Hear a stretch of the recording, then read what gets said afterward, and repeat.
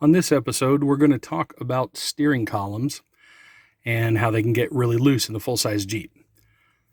This one is a 1989 Jeep Grand Wagoneer, and the columns are basically the same from the earlier years through later. And the problem that we have is this. And it goes from side to side all around. The problem is there are a couple of Torx head screws down inside of here that need to be tightened and also have some blue Loctite put on them. So get ready, we're going to go ahead and get started on this, and we'll show you how to dive in. So in this unit we have an aftermarket Grant steering wheel, and so we're going to go ahead and remove that first. Note that since you're going to be dealing with an area that has the horn connected, you're going to have power back inside of the column. So what I do is I go ahead and disconnect the battery just to be safe. So on this one I got to go ahead and remove each of these little Allen head screws.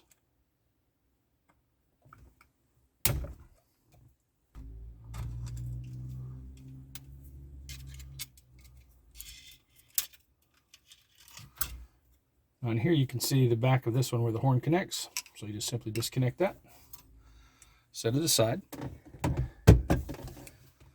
And then you do need to pay attention to the way that everything is oriented. Okay, so on this one we have a 13/16 that has to come off.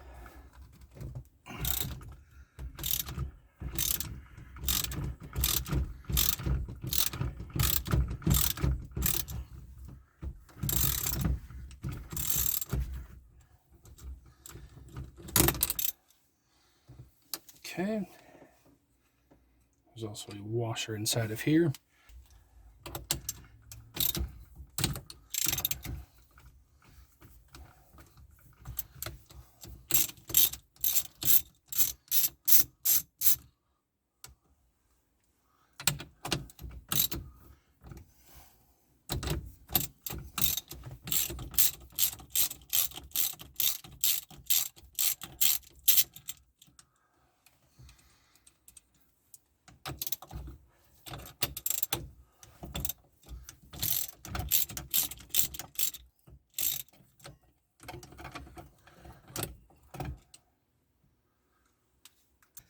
And now we have to get this guy off of here, which this is what you're going to use a steering wheel puller for in this case. When you're dealing with the factory wheel goes onto these splines. Since we're using an aftermarket wheel, this one has an adapter on it. Yours may be the same or look slightly different, but they all come off the same. You basically take the steering wheel puller and you thread studs into each of these holes, or into 2 of them, 3 of them, depending on what your setup is.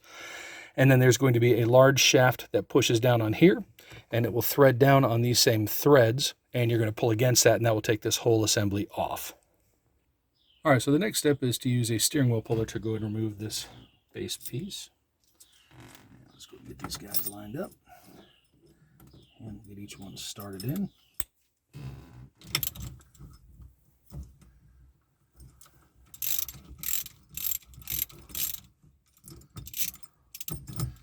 And honestly, that's all that there is. So now this system comes out. This is what it looks like. And that's just basically an adapter. On the stock wheel, you're going to have this as part of the steering wheel itself. It'll all come off together. So now we're staring at the cover, and you're going to go ahead and just gently pry this thing off. And work around all sides. You have to slide the pick down inside there. Get it to pop.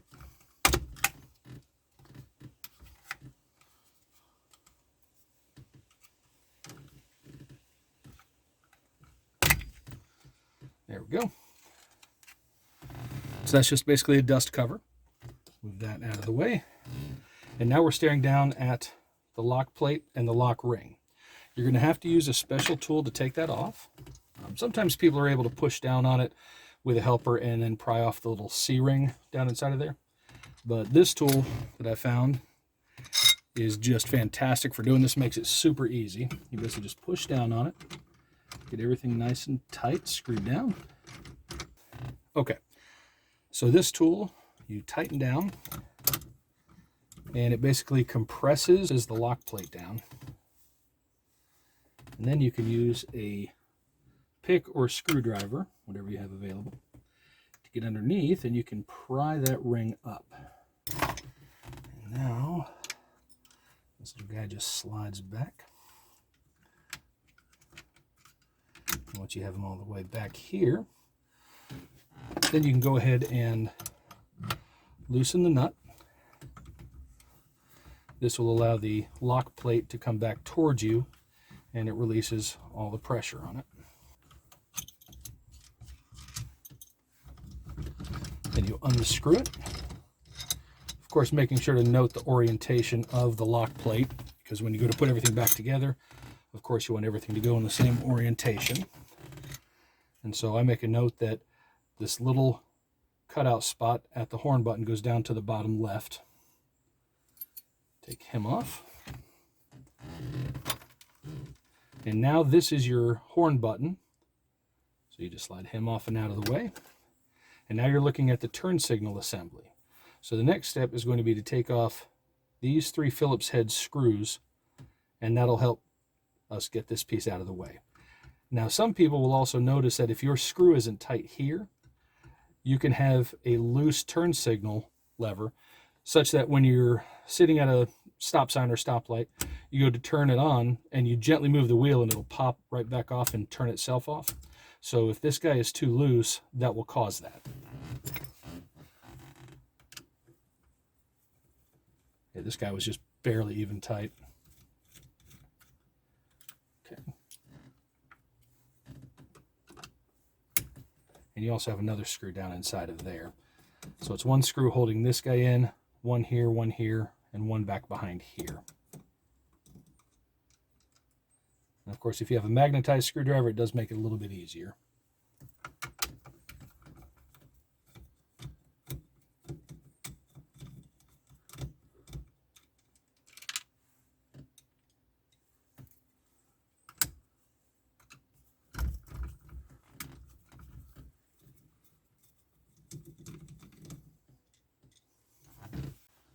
And now to get the hazard button off, you'll take out the Phillips head screw that holds it in.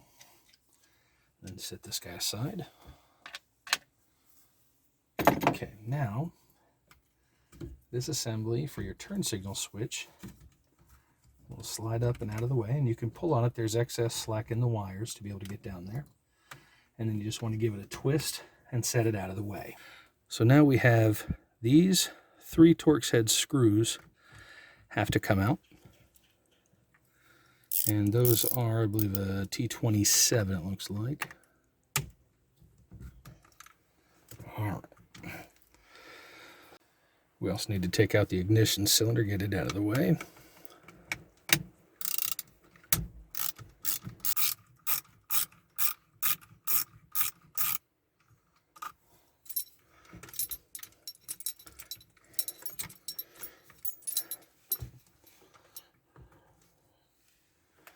There we go. Take this little guy out.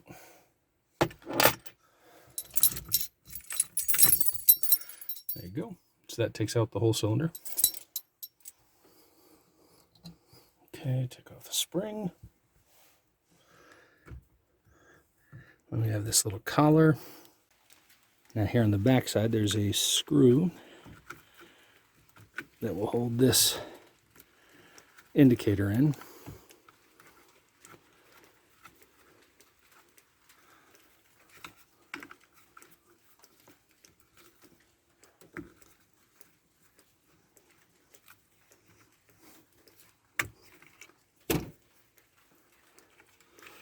And you got to be careful not to break it. This little indicator back here, if you move it too hard, it'll actually break off inside of here.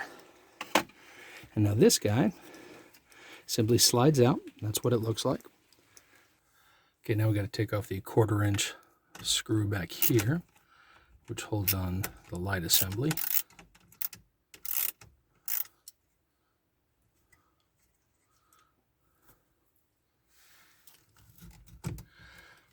Okay.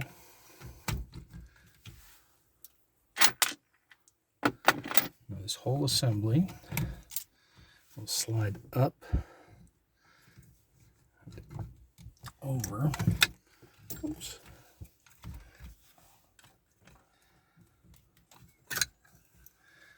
And we go ahead and take off the tilt knob That has this little covering on it.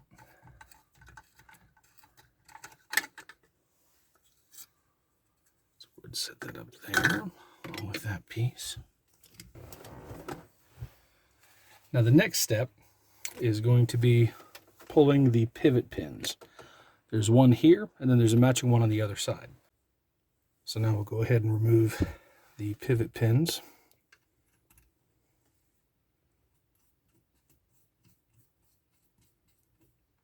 Okay, screw it in tight. And then all you do is you start tightening this guy while holding the pivot pin in place.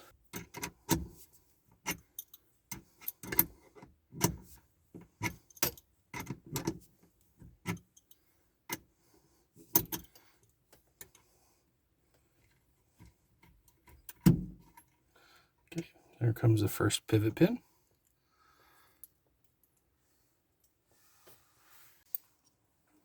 And now we'll go ahead and repeat on the other side.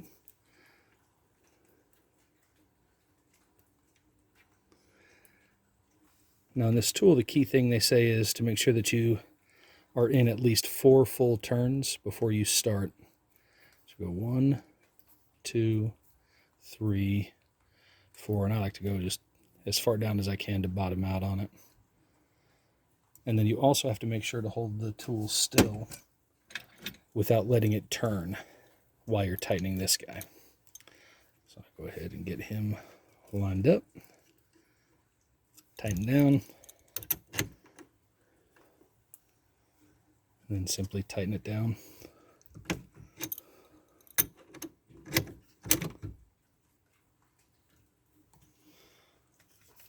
And if you do it that way, it should come out just fine.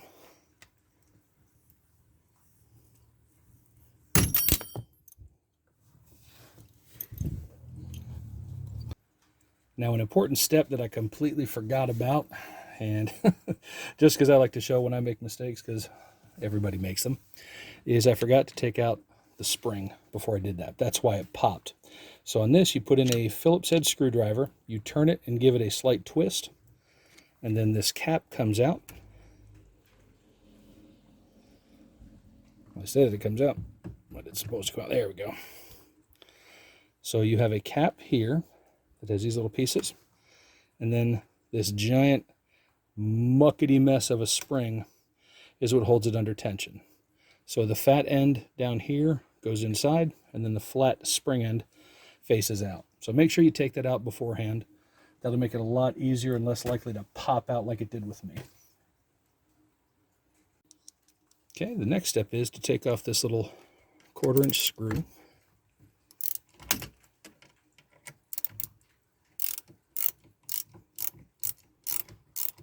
See if I can get that turned a little bit low.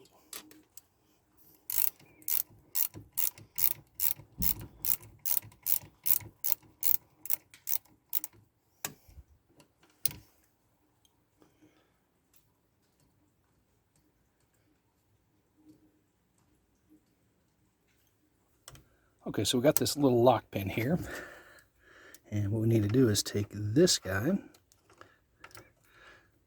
and he just gently bends up, and then you have to kind of pop him down off of this. There we go. And you can see how it has a little tiny hook on the back that goes in, and it hooks on a little tab on the back of the lock pin. I'll show you how to get that out in just a second.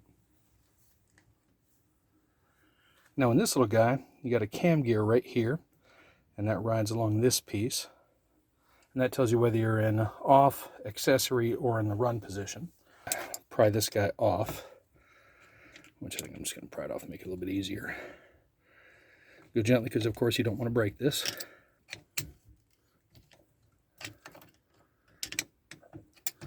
Push it back in, and then using a pair of pliers, should be able to grab the tab from the other side and pull it out. So that's what it looks like on the other side, and this just slides in and it engages the cam gear. Of course, cam gear just comes out, and this is the locking tab, and here you can see the little spot right there where your little spring will snap back on. then we're going to go and reinstall the tilt lever.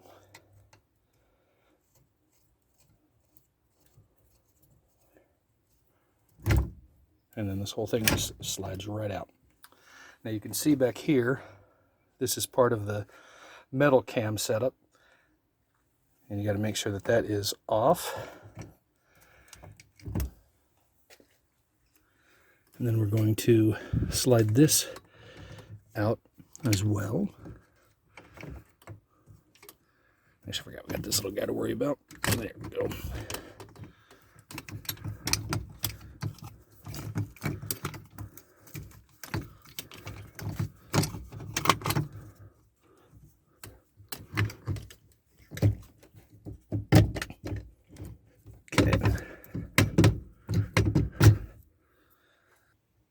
All right, so here we are looking at the basics of your tilt column. So this is the spline shaft, and this is, of course, where your steering wheel attaches, and then all the other parts. And then down here is the plastic or nylon ball part. And then we're looking at the screws over here. And so this is why the column is loose. If you look down in here, you can see how much movement there is on the bolts. So I can move this one, wiggle it around with my finger, it's that loose. And so each of these you have to take off, and you're going to apply some blue Loctite and then reinstall them. That'll take care of that issue of it wobbling, and you won't have to worry about it again. And in order to remove each of these, you're going to use either the proper Torx bit, it's a female style, or if you have a 1/4 inch 12-point socket like this, it fits on there perfectly, and you can go and take them out, put a little bit of Loctite on, and then reinstall them. And you can see there's no more movement in this part. We've tightened all of these bolts, and we used blue Loctite. You don't want to use any of the other Loctites. They may be too hard, and then if you ever need to service the column, you won't be able to break it apart. The blue basically just holds it in place and can be broken off with a wrench. And now with that said, we can reinstall everything, and it's just the reverse of disassembly. And here we have everything put back together, and it's nice and tight. You can see that there is no more movement on the column itself. Even when you tilt it up, there is no more movement. If you got any questions, you can contact us at bjsoffroad.com, or you can comment down below in the comments section. Make sure to hit the like and subscribe button, and look forward to more videos. Thanks.